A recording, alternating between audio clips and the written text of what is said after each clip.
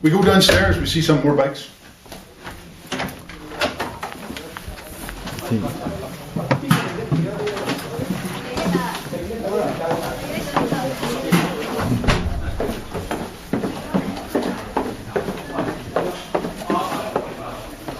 Sorry about the big mess down here.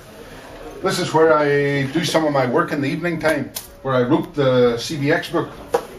Down here, this is all the research and all the background information and all the different research information for the book and all the rest. So many things. All the different toys that were made for the CBX 1000. All those I had to collect on eBay. Is it made in Hong Kong? Some of them were made in Hong Kong in the past, yeah, actually. Also what I've got a big collection of is the helmets. TT. You know, this one is the brand new TT helmet. Because I went to the Isle of Man TT many times. So some years they make a limited edition. So I got all those. Yes. Also what else have I? Also the racers helmets. Oh, this is another TT helmet. This one was worn by Steve Plater at the Isle of Man TT. Yeah, he also the championship of the Macau. Yeah. I think, the same year. This was in 2007 from memory that he wore that helmet. So the next year that we have our bike display, I want to take these helmets and get them autographed by these guys. And this one is a Rutter replica helmet. Yes. It's a Macau GP championship. Yeah. This year. Yeah. And then some bikes here. These ones I've collected over the years. We start at this end. This is the first bigger bike that I had when I was 17 years old. It's a Kawasaki KH250. Yes. There's only about 600 miles on this bike. I bought it in America.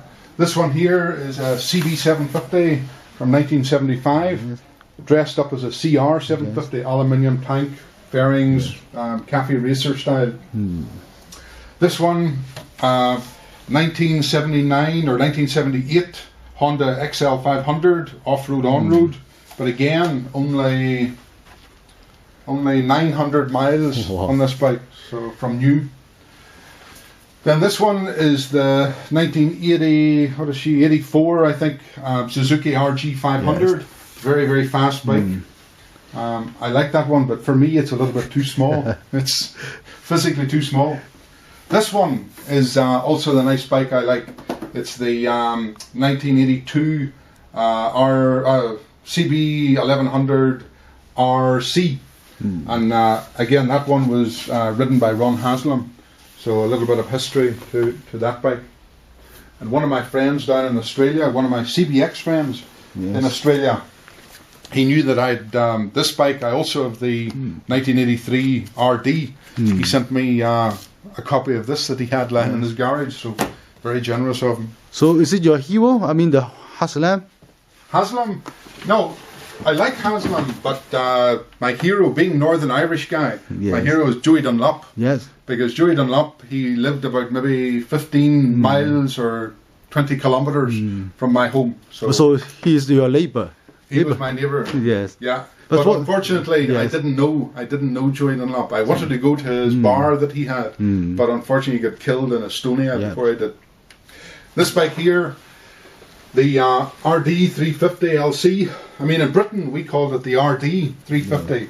In Hong Kong, I think you guys had the RZ, the same as the Japanese market. Yes. But this one has the Pro-Am race fairing and all on it.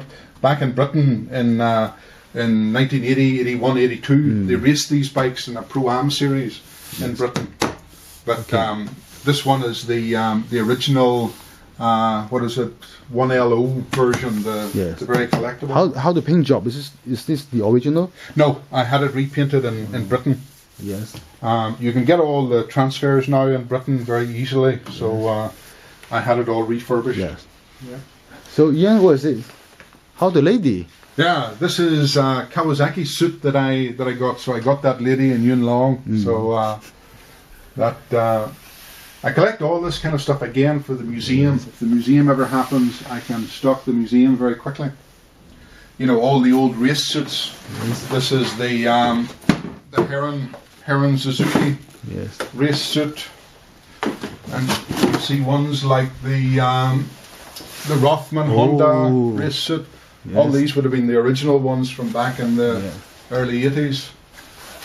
I've got things like the old AA uniforms and the old Kevin Schwantz jackets and the old racing suits or rescue suits from Macau Grand Prix, and the old race suits from the AA racing, old police jackets, all that kind of stuff, old China. Yes.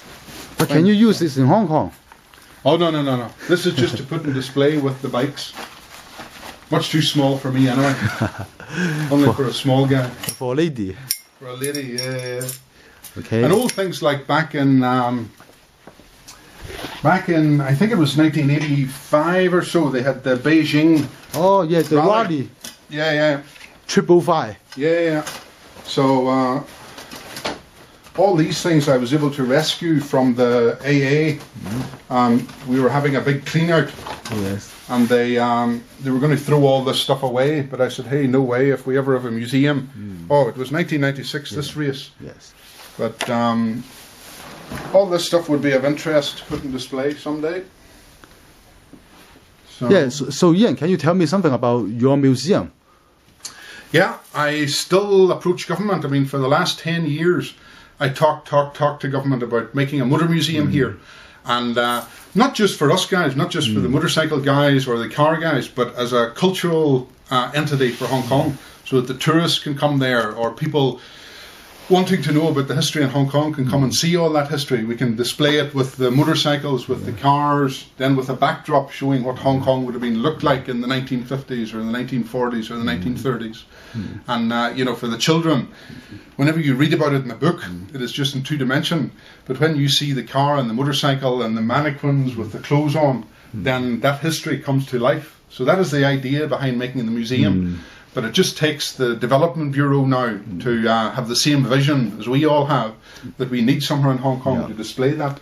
But how do you respond from the government? Government are like all governments. They like to talk, but they don't like to take decisive action, I think, sometimes.